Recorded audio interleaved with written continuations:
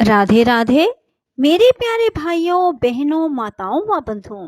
आज अधिक मास के आखिरी दिन अमावस का दिन और शुक्रवार का दिन जो कि माँ लक्ष्मी का दिन है। बंधुओं, यदि आप आज की रात माँ महालक्ष्मी की इस कथा को सुनते हैं तो आपके यहाँ स्थायी लक्ष्मी का वास होगा, रिद्धि सिद्धि का वास होगा, अष्ट लक्ष्मी का वास होगा। बंधुओं, आप सभी जानते हैं अमावस की रात माँ महालक्ष्मी की रात होती है। अमावस को ही दिवाली मनाई जाती है। सो बंधुओं, आज अमावस की रात और शुक्रवार की रात यदि आप माँ महालक्ष्मी की इस कथा को सुनते हैं तो देखना आप पर माँ लक्ष्मी कितनी प्रसन्न होती हैं और आपके भंडार भरपूर कर देंगी। बंधुओं, यदि आपने हमारे चैनल को अब तक सब्सक्राइब नहीं किया तो जरूर करें और बेल आइकन दबाना ना भूलें ताकि आपको हमारी आने वाली सभी वीडियोस की जानकारी सबसे पहले हो सके। बंधुओं, वीडियो को पूरी सुने। सुनने के बाद कमेंट बॉक्स में जय माँ महालक्ष्मी जरूर लिखें। बोलो माँ महालक्ष्मी की जय हो। बंधुओं, कहा जाता है लक्ष्मी जी का जन्म समुद्र से हुआ। एक समय की बात है, दैत्यों और दानवों ने बड़ी भारी सेना लेकर देवताओं पर चढ़ाई की। उस युद्ध में दैत्यों के सामने देवता परास्त हो गए।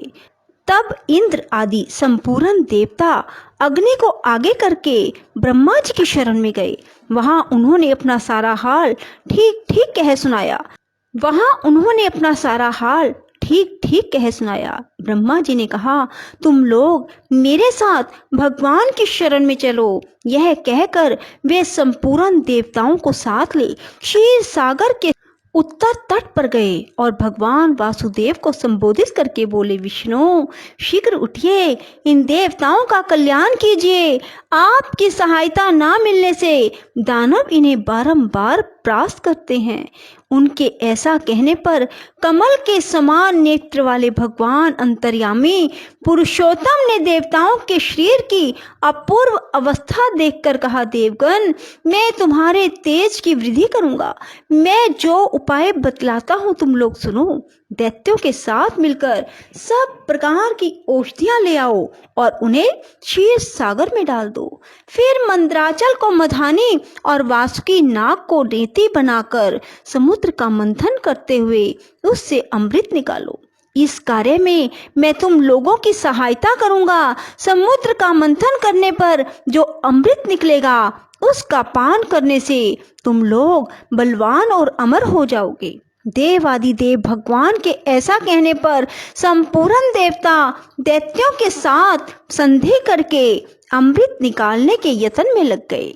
देव, दानव और दैत्य सब मिलकर सब प्रकार की औषधियां ले आए और उन्हें क्षीर सागर में डालकर मंदराचल को मधानी और वासुकी नाग को नेति बनाकर बड़े वेग से मंथन करने लगे।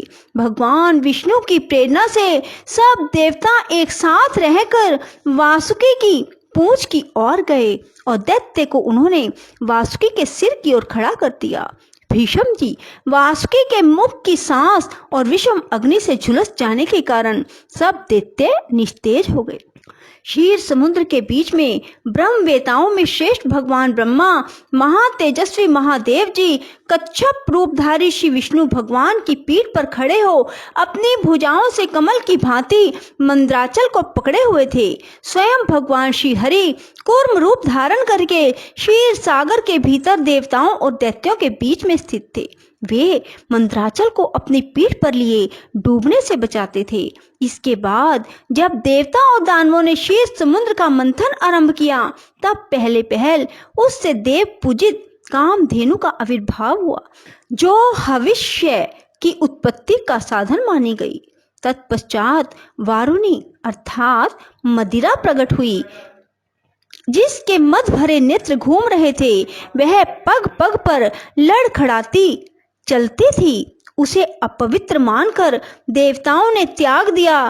तब वह असुरों के पास जाकर बोली, दानवों, मैं बल प्रदान करने वाली देवी हूँ, तुम मुझे ग्रहण करो। दैत्यों ने उसे ग्रहण कर लिया। इसके बाद पुनः मंथन आरंभ होने पर कल्प वृक्ष उत्पन्न हुआ, जो अपनी शोभा से देवताओं का आनंद बढ़ाने वाला था।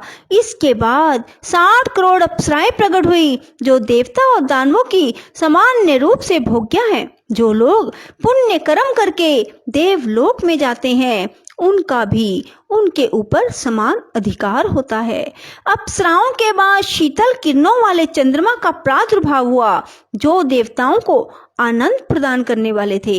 उन्हें भगवान शंकर ने अपने लिए मांगते हुए कहा, देवताओं, ये चंद्रमा मेरी जटाओं के आभूषण होंगे, अतः मैंने इन्हें ले लिया। ब्रह्मा जी ने बहुत अच्छा कहकर शंकर जी की बात का अनुमोदन किया। तत्पश्चात कालकूट नामक भयंकर विष प्रकट हुआ। उससे देवता और दानव सबको बड़ी पीड़ा हुई। तब महादेव जी ने स्वेच्छा से उस विष को लेकर पी लिया। उसके पीने से उसके कंठ में काला दाग पड़ गया। तभी से वे महेश्वर नीलकंठ कहलाने लगे। क्षीर सागर से निकले हुए उस विष का जो अंश पीने से बच गया था, उसे नागों ने ग्रहण किया। तदंतर अपने हाथ में अमृत से भरा हुआ कमंडल लिए धन्वंतरी जी प्रकट हुए। वे श्वेत वस्त्र धारण किए हुए थे। वैद्यराज के दर्शन से सबका मन स्वस्थ एवं प्रसन्न हो गया। इसके बाद उस समुद्र से उच्चैश्रवा घोड़ा और ऐरावत नाम का हाथी, ये दोनों क्रमशः प्रकट हुए। इसके बाद क्षीर सागर से लक्ष्मी देवी का प्रादुर्भाव हुआ, जो खिले हुए कमल पर विराजमान थी। हाथ में कमल लिए थे, उनकी प्रभा चारों ओर छिटक रही थी।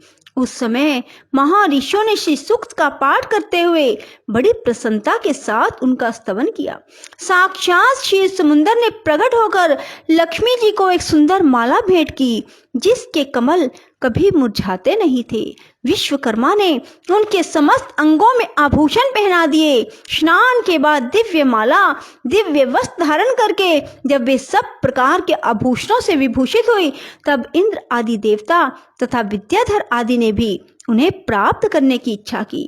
तब ब्रह्मा जी ने भगवान विष्णु से कहा, वसुदेव, मेरे द्वारा दी हुई इस लक्ष्मी देवी को आप ही ग्रहण करें।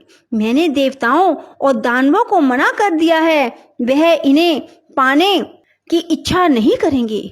आपने जो स्थिरता पूर्वक इस समुद्र मंथन के कार्य को संपन्न किया है, इससे आप पर मैं बहुत संतुष्ट हूँ। यूं कहकर ब्रह्मा जी लक्ष्मी जी से बोले, देवी, तुम भगवान केशव के पास जाओ, मेरे दिए हुए पति को पाकर अनंत वर्षों तक आनंद का उपभोग करो। ब्रह्मा जी के ऐसा कहने पर देवताओं के देखते देखते श्री हरि के वक्ष स्थल में चली गई और भगवान से बोली, देव, आप कभी मेरा परित्याग ना करें। संपूर्ण जगत के प्रियतम, मैं सदा आपके आदेश का पालन करती हुई आपके वक्ष स्थल में निवास करूंगी। यह कहकर लक्ष्मी जी ने कृपा पूर्ण दृष्टि से देवताओं की ओर देखा। इससे उन्हें बड़ी प्रसन्नता हुई। इधर लक्ष्मी से परित्यक्त होने पर दैत्यों को बड़ा उद्वेग हुआ। उन्होंने झपटकर धन्वंतरी के हाथ से अमृत का पात्र छीन लिया। तब विष्णु ने माया से सुंदरी स्त्री का रूप धारण करके दैत्यों को लुभाया और उनके निकट जाकर कहा, यह अमृत का कमंडल मुझे दे दो।